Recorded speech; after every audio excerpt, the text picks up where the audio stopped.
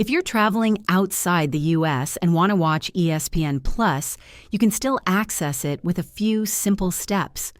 Let's dive into how you can enjoy your favorite sports content no matter where you are. Start by subscribing to ESPN Plus if you haven't already, as it's region-locked to the U.S. To bypass this restriction, use a reliable virtual private network VPN that has servers in the United States download and install the VPN app on your device. Then connect to a US-based server. Once connected, log in to your ESPN Plus account through the app or website, and you'll have full access to live events, shows, and exclusive content.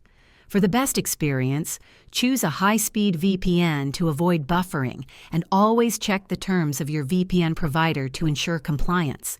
If this guide helped you, don't forget to like and subscribe for more useful tips. Enjoy streaming ESPN Plus from anywhere in the world.